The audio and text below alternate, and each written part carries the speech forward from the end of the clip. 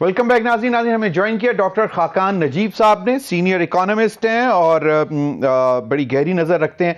Doctor Khaqan Najeeb साहब, बहुत बहुत शुक्रिया। सर, मुझे ये बताएं कि अभी रिपोर्ट ये हो रहा है कि रेवेन्यू में खसारा आ रहा है, डेफिसिट आ रहा है तकरीबन कोई अराउंड 470 बिलियन रुपीस का। एक तो ये कि ये अब IMF का मिशन भी आना है रिव्यू के लिए, ये उस तनाजुर में ज़रा बताइएगा। और दूसरा ये कि जो आइंदा के जो 6 महीने का क्वार्टर होगा, यानी 2 क्वार्टर जो अभी बचे हैं, यानी कि 1 महीना उसमें से गुजर गया, तो उसमें हम क्या बेल्ट टाइटनिंग शुरू कर दें कि मिनी बजट कोई आएगा?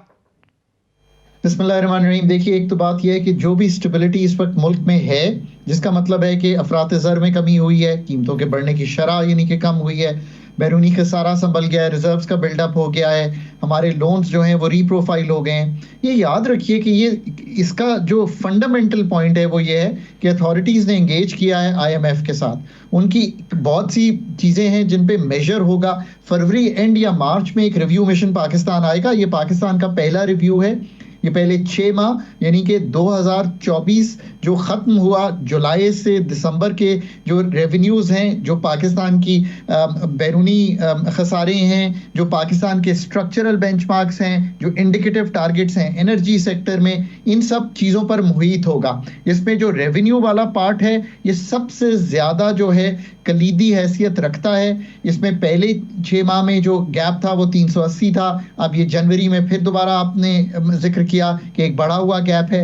सो इस पे बात करनी पड़ेगी। आपने ये लिखा है अपने एग्रीमेंट में उनके साथ कि अगर गैप 1% से बड़ा होगा तो आप रेवेन्यू मेजर्स लेंगे। क्या हमें नए रेवेन्यू मेजर्स लेने पड़ते हैं या आप कन्विंस कर पाते हैं IMF को कि अब आपने पूरे साल का पूछा, 13,000 अरब का जो टारगेट है वो पूरे साल का है। अगर हम इसी तरह चलते रहे तो कहीं 700-800 अरब का शॉर्टफॉल हो जाएगा। क्या आप उनको कन्विंस कर पाएंगे कि इस शॉर्टफॉल को एक्सपेंडिचर्स को कम करके, और जो आपको थोड़ी सी जगह मिली है, डेट सर्विसिंग कम हुई है बिकॉज आपका जो शरई सूद है वो कम हुई है, इस पे कन्विंस कर पाएंगे? फिर आप याद रखिए, आप देखिए ना, अब मतलब दिल दुखता है। आपने उनको लिख कर दिया कि आप पूरी प्रोविंसेस चारों में ये इजरा करेंगे कि एग्रीकल्चर इनकम टैक्स, आपकी जो इस वक्त इनकम है उसके एग्रीकल्चर इनकम टैक्स लागू होगा। सिर्फ पंजाब ने पहले वो लेजिस्लेशन किया, स्ट्रक्चरल बेंचमार्क जो था उसका वक्त गुजर गया। फिर अब KP ने कर दिया है। अभी सिंध और बलूचिस्तान को कन्विंस कर पा रहे हैं, बल्कि आपने तो लिख के दिया था कि 1 जनवरी से इसका इजरा कर देंगे।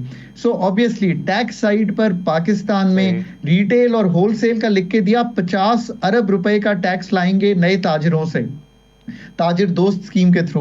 पहले 6 माह में चंद 100 मिलियन रुपए का टैक्स आया। सो ये सीरियस बातें हैं। ये इसलिए सिर्फ सीरियस नहीं है अमीर साहब कि आप ये कह रहे हैं कि यार हम IMF के लिए कर रहे हैं। ये तो इसलिए सीरियस है ना कि हॉरिजॉन्टल इक्विटी इन टैक्सेशन तो वैसे ही आपने करनी है।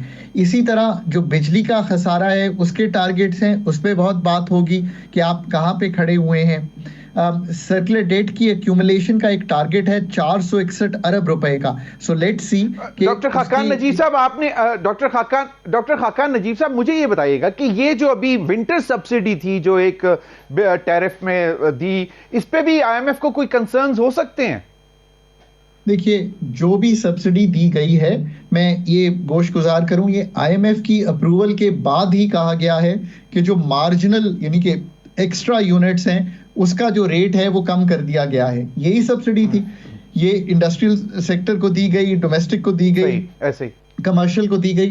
सो आई थिंक ये IMF से पूछ के दी गई है। कोई भी काम, अब तो ये प्रोग्राम इसलिए भी अहम है कि इसमें प्रोविंसेस जो हैं वो भी अगर कोई काम करने जाती हैं तो उनको रोप इन कर लिया गया है। आई एम रियली होपिंग कि हमारी साइड पे मैंने एक बड़ा ही जैसे कहेंगे डिटेल्ड मजमून लिखा है द न्यूज़ अखबार में, जिसका नाम है पाकिस्तान IMF जर्नी। और मैंने बताया है कि कौन से टारगेट्स, कौन से क्राइटेरियाज, कौन से स्ट्रक्चरल बेंचमार्क्स नहीं पूरे हुए, उनको प्रिपेयर कीजिए कि कैसे आंसर करना है। करेक्टिव मेजर्स बताइए और आईएमएफ से अब आने वाले बजट पे क्या गुफ्तगू होनी है जबकि ये शॉर्टफॉल्स एग्जिस्ट करती हैं। Pakistan has also done well on जिसे कहेंगे हमारा जो बैरूनी खसारा है उसको संभालने में। पाकिस्तान हैज डन वेल कि इन्फ्लेशन ज़्यादा नीचे आ गई है, इससे जो हमारे बैरूनी ज़खायर हैं वो हमने जो उनके साथ तय किए थे हम उनके करीब करीब आ गए हैं। सो कुछ चीज़ों पे अच्छा भी है। प्राइमरी बजट का हमने एक उनके साथ सरप्लस तय किया था वो भी मीट हो गया है। उसकी मीट होने की वजह यह है कि हमें स्टेट बैंक से कुछ पैसे आ गए थे। बेनज़ीर इनकम सपोर्ट प्रोग्राम के जो टारगेट्स हैं होपफुली वो भी मेट हैं। सो एक जिसे कहेंगे एक मिक्स्ड पिक्चर है जो हमारी इंगेजमेंट आईएमएफ से हुई है।